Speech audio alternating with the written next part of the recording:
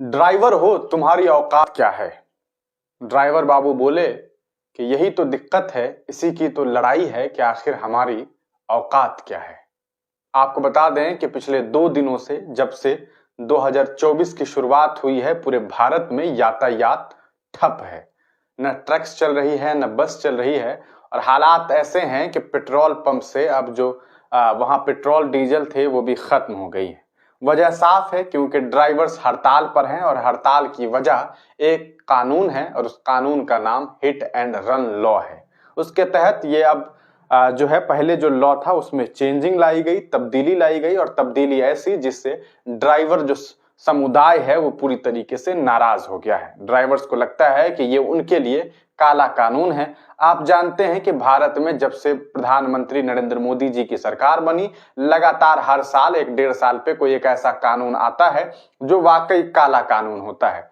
कुछ कुछ लोगों को फर्क पड़ता है, जिन लोगों को फर्क नहीं पड़ता है, मान लेते हैं कि अभी ड्राइवर्स को आया है। कुछ लोग ऐसे होंगे जिन्हें लग रहा होगा कि अरे भैया इसमें क्या प्रॉब्लम है, ये लोग तो ऐसे ही ड्रामा कर रहे हैं। अगली बारी उनकी होगी, क्योंकि ऐसे ही बारी बारी शुरुआत हुई थी। आप जानते हैं कि जिस वक्त सीए एनआरसी आया उस वक्त लोगों को लगा ये मुसलमानों का मुद्दा है, हमारा मुद्दा थोड़ी है। लोगों ने उस मामले से अपना जो है अब वो पीछे हट गए। उसके बाद क्या हुआ, आप जानते हैं कि कोरोना काल आया। कोरोना काल में ये हालात हो गए मजदूरों के कि मजदूर पैदल निकलने लगे और उन्हें लगा कि ये सरकार निकम्मी है, हमें अपने घर तक नहीं पहुंचा सकती है। फिर क्या था, फिर वक्त गुजरा, एक और कानून आया, नाम रखा गया कृषि बिल। और कृषि बिल आने के बाद ये हालात हो गए कि देश भर के किसान जो हैं वो काफी नाराज हो गए। नाराजगी इस आलम पे हुई कि लगातार प्रोटेस्ट हुआ, कई 100 किसान जो है वो मारे गए। उनकी मौत होने के बाद प्रधानमंत्री नरेंद्र मोदी को और उनकी कैबिनेट को ये लगा कि नहीं भैया, अगर इस कानून को वापस नहीं लेंगे तो शायद हमारी सरकार गिर जाएगी।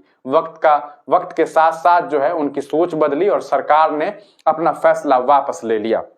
अभी इस मामले को कुछ ही दिन गुजरा था, आप जानते हैं कि देश के जो हमारे रेसलर्स थे वो काफी परेशान हो गए। रेसलर्स के हालात ऐसे हो गए कि उन लोगों ने जंतर मंतर पर प्रोटेस्ट करना शुरू कर दिया। जिन लोगों ने दुनिया में जाकर के भारत का नाम बुलंद किया, भारत का परचम लहराया, उन्हें जंतर मंतर पर पुलिस वालों ने ऐसे पीटा मानो कोई अपराधी थे। वक्त गुजरता चला गया। ये वो लोग थे जिन लोगों ने सीए एनआरसी के वक्त में जम करके मुसलमानों के खिलाफ टिप्पणी की, लेकिन वक्त बदला, वक्त की लाठी ने इन लोगों के ऊपर जो है कहीं न कहीं वार किया और हालात इनके बदतरीन होते चले गए। इन्होंने भारतीय जनता पार्टी के एक सांसद, जिन्हें आप तमाम लोग जानते हैं, बृजभूषण, उनके खिलाफ जो है बातें करनी शुरू कर दी। आप जानते हैं कि किस तरह से इन लोगों ने जो है WFI के बारे में जम करके बातें कही और फिर जाकर के अवार्ड वापसी का काम शुरू हुआ। अभी इधर राम मंदिर का उद्घाटन होने को था और इधर ड्राइवर लोग नाराज हो गए। अब बारी ड्राइवर्स की आई है और ये लोग काफी परेशान थे। ऐसे में एक वीडियो सोशल मीडिया पे अभी काफी वायरल हो रहा है। ये डीएम साहब है। डीएम साहब जो है वो ड्राइवर्स को बुला करके मीटिंग कर रहे हैं, और मीटिंग इसलिए कर रहे हैं क्योंकि ये आप जानते हैं कि किस तरह से ड्राइवर्स ने हड़ताल कर दिया है। लेकिन उस वक्त ड्राइवर साहब ने जो डीएम साहब ने जो बातें कही वो ऐसी थी कि मानो ड्राइवर की कोई हैसियत नहीं होती है।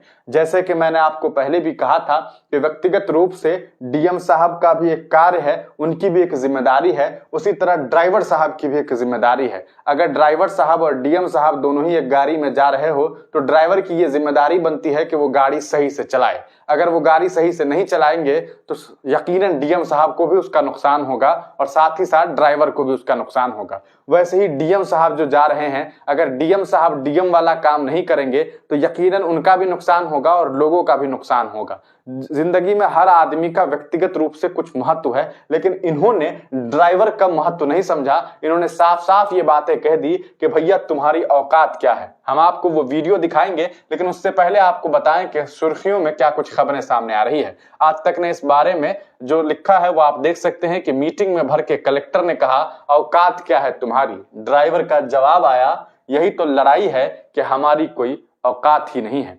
तो ये हालात हैं। औकात की बात थी और अब औकात दिखाने की जब बात आई तो ड्राइवर ने ये बात कही कि यही तो हम चाहते हैं कि हमें बताया जाए कि हमारी क्या औकात है। आप देख सकते हैं कि कलेक्टर की समझाइश के बीच एक ड्राइवर बोल पड़ा अच्छे से बोलो। इतने में कलेक्टर भड़क उठे और कहा गलत क्या है इसमें, समझा क्या रहा है, क्या करोगे तुम, तुम्हारी औकात क्या है। तो एक तो ये बातें सामने आई है। अब जो वीडियो है वो पहले आपको हम दिखाते हैं कि क्या कुछ बातें हुई हैं। इस वीडियो को जरूर सुनिए, और इसलिए भी सुनिए क्योंकि ये आपके लिए जरूरी है। अगर आप सुनेंगे नहीं तो आपको ये बात जो है वो समझ में नहीं आएगी कि आखिर ड्राइवर साहब को ऐसा क्या कह दिया था कि ये लोग जो है वो नाराज हो गए। अब आपको हम वो पूरा का पूरा जो वीडियो है वो सुनाते हैं।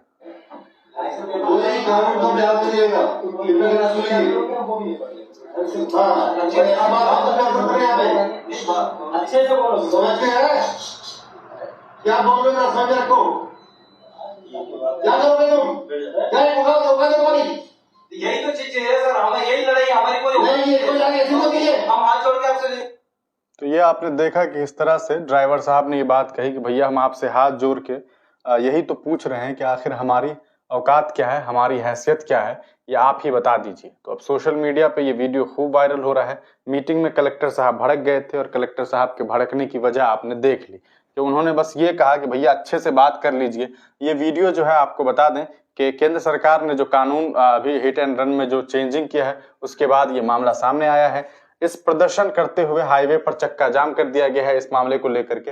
इसी बीच मंगलवार को कलेक्टर किशोर कन्याल ने ड्राइवरों के साथ एक बैठक आयोजित की थी और उसी वक्त में बैठक के दौरान कलेक्टर ने कहा कोई कानून को अपने हाथ में नहीं लेगा।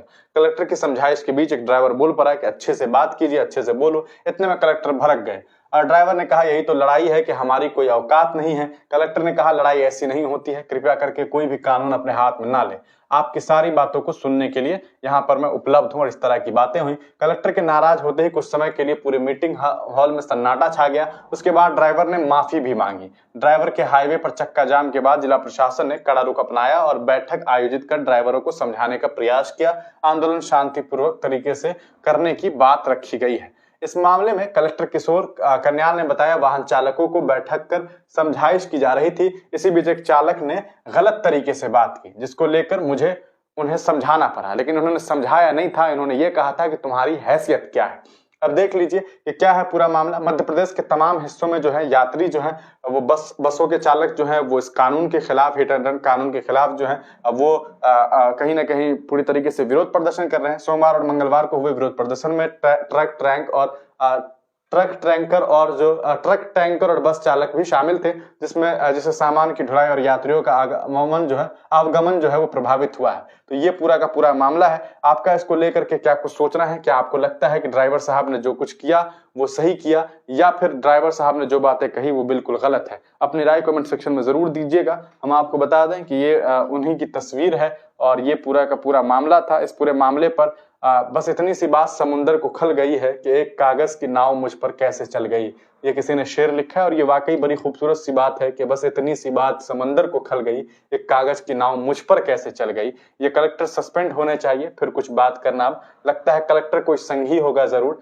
आगे कुछ लोग लिखते हैं शाबाश ड्राइवर साहब, ऐसे ही अंदाज रहना चाहिए। कलेक्टर साहब सकारात्मक तरीके से बात का निराकरण निकालिए, ना कि किसी की औकात पूछने के। अगर आप इस तरीके से बोलेंगे तो कुछ भी सही नहीं होगा। मीटिंग में भर के कलेक्टर ने कहा औकात क्या है तुम्हारी? ड्राइवर का जवाब यही तो लड़ाई है कि हमारी कोई औकात नहीं। आपका इसको लेकर के क्या कुछ सोचना है? अपनी राय कमेंट सेक्शन में दीजिएगा। तब तक के लिए दीजिए इजाजत, फिर मिलेंगे किसी नई वीडियो के साथ, किसी नई पेशकश के साथ।